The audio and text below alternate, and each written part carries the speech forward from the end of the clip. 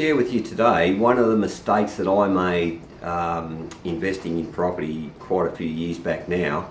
And the mistake that I made was quite simple. Is basically I left what I really knew, which was residential property, because that's what I'd been investing in and that's the market that I knew.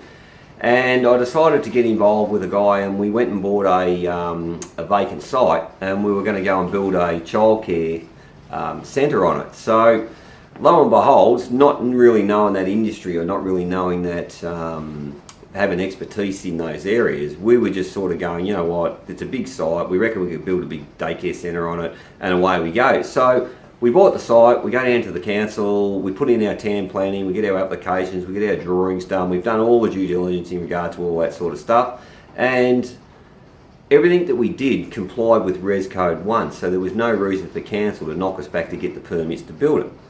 However, what we didn't take into an account was that the guy that lived next door to the block happened to be a solicitor.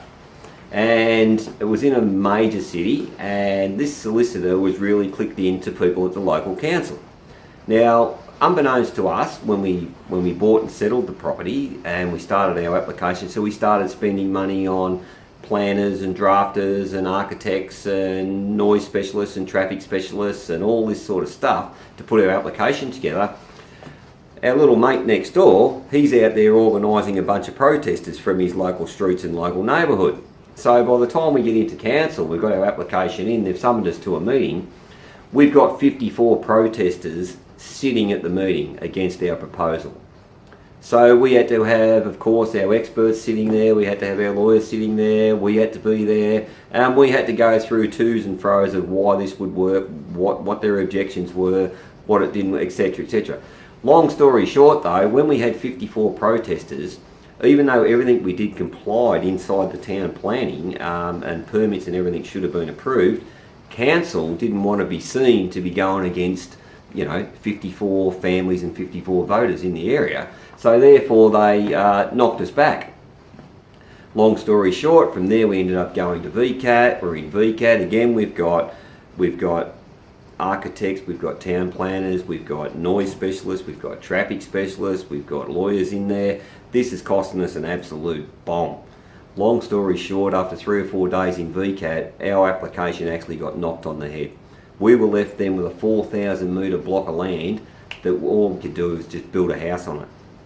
Now, had I done my due diligence, had I done my research, had I went and knocked on a few doors in the neighbourhood before we bought that property and said, hey look, we're looking at buying this particular site, you're living in the area, we're thinking about doing a childcare centre, etc, etc, how do you feel? Now, I would have obviously spoken to the solicitor, he would have said, listen, I don't want one of these things next to my house, etc, etc, and I would have known we would have had a problem, and we may not have even pursued it.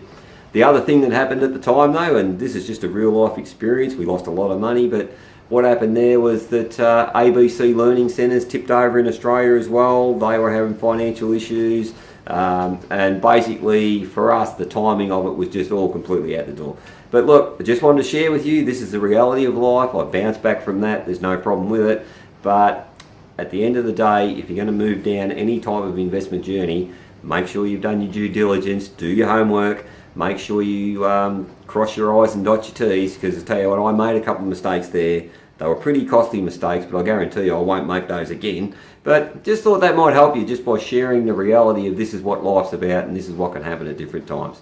If you want any help or any resources in any way, text your name and your email address to 0439 541 704 and we'll see if we can help you.